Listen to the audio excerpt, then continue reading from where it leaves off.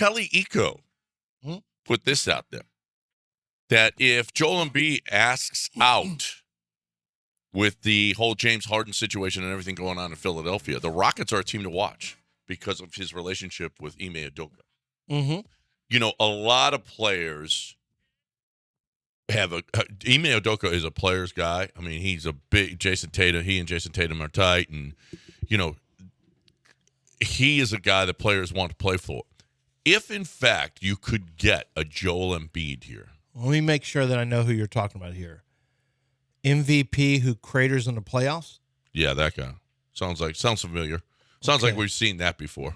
Where have I heard that? It's like I'm having a deja vu. So yeah, and he did, and we got to get better players around us. How about you got to play better, Joel? These guys got to play better. Yeah, you had 17 on like 5 of 19. Right. What did you say, James?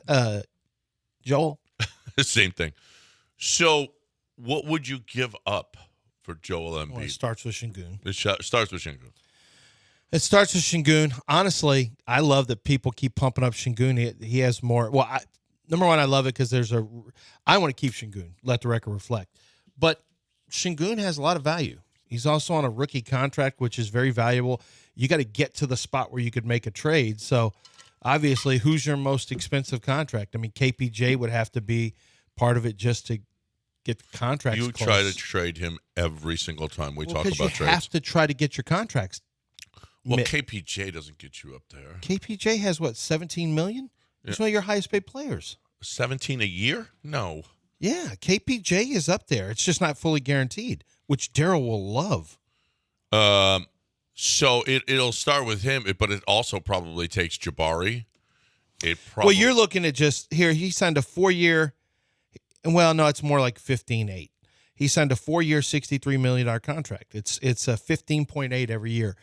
He has to be involved in any trade just to try to get to a contract match in the vicinity. It's a non-starter. You have to trade him. Yeah. It would take quite a bit. And whether or not, first of all, you've got injury concerns with Embiid. Secondly, you're dealing with that contract. I'm not interested in Joel Embiid. You'd probably have to wait until Van Vliet is done. As a Rocket, I'm not interested. As other teams, not because I don't like him. I love his talent and ability. But for the things you talked about, he's I'll deal later with the crumbling in the postseason because getting there is more important than worrying about the other stuff right now. You can't be a 22-win season. He's just not good in the play. He's not good in elimination games. You're at 22 wins. You'd love to be in an elimination game right now if you're the Rockets. Absolutely. But with that said, I think the Rockets have something going right now with a young team that I think Joel Embiid is just a great player who is willing to. I don't know if he's a great locker room guy or not. Not that he's a cancer or anything, but will he? Well, vibe he's called with the out young his teammates before. Yeah. Oh no. I mean, Ben Simmons. Yeah. He called out. Not really James that I've seen. He hasn't. Really called not him James, out. But the rest of the guys. Yeah. Well, yeah. It was. They were just as culpable as him. He wanted to make sure you knew. Yeah. Exactly. Well, no, he didn't say I need to. They need to play better. When he sucked that game. Yeah. He sucked that game. Sucked. Yeah. So.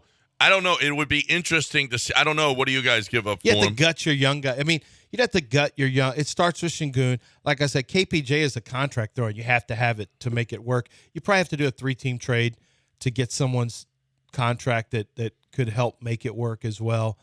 I don't know if they would want Jabari or not. He does fit what Daryl likes, the Trevor Ariza mold. The Sixers are taking everything. Long defender. The Sixers. They don't want first round picks. The Sixers. Well, they'll take them. Well, they'll take them to use them later. Yeah. The Sixers are taking everything you have. Pretty much. If you're making that trade, Joel Embiid will be 30. Although 30 as a big man, he's 29. He'll be 30 in March. God, so he's already going to be 30? Yeah. So as a big man, that means something more than it would be for a smaller player. He's injury prone, but the Sixers, particularly Daryl Moore, if he's still around when Joel Embiid's asking out. They're taking everything you have, or at least they're going to want everything you have. Was this a different because big men used to play a long time? But this guy who's had injuries throughout his career, who's had to miss time because of injuries before he even really got going, is a and then by the way he's got this year, the next year, and then a player option.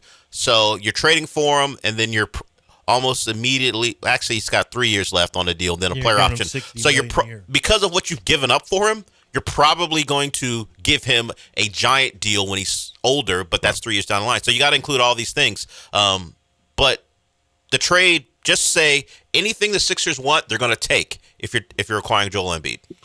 Yeah, it will hurt. There's no question. It would Şengün, Jabari, and Jalen.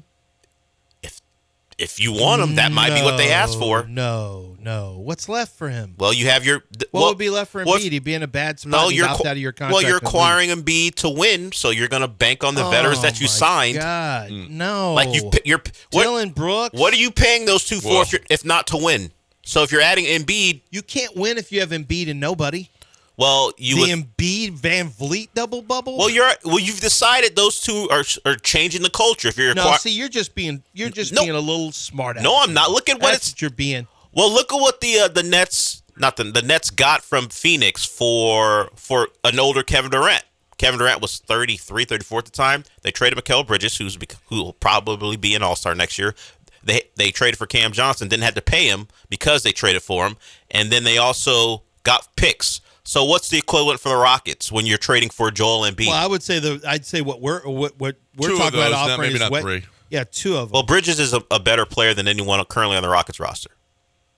Okay, but that doesn't mean necessarily that his upside is better than Green's or especially Şengün's. I don't know. And Şengün is a big. Well, I'm taking a wing over big unless Şengün becomes this unbelievable force like Jokic. I'm always going to take a wing who can defend. I think it would be Şengün and Jalen is who they would go after.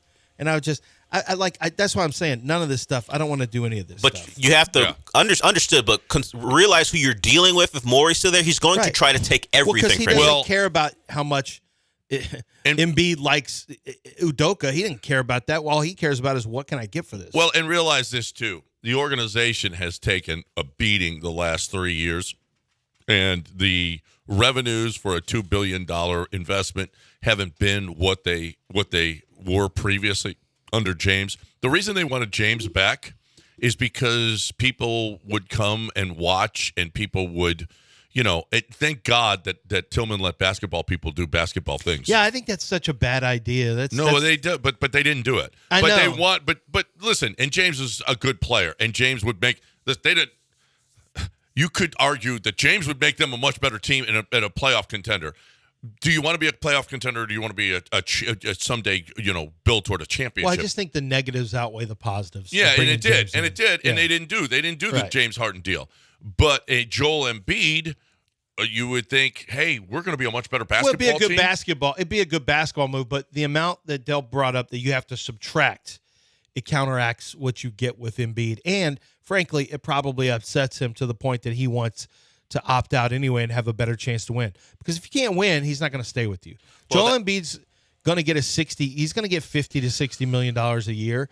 So what does he care where, he wants to win. Well, at some point he wants that as part of his legacy. Yeah, you imagine the trade would happen if it happened, not this season, but in the off season. So you'd have 2 years with him, and then he'd have a player option where at 32 years old, he's opting out, hoping to get somewhere near $300 million over the course of the next 4 or 5 years. It's $60 a year now. Yeah. It's only going to be higher. Yeah.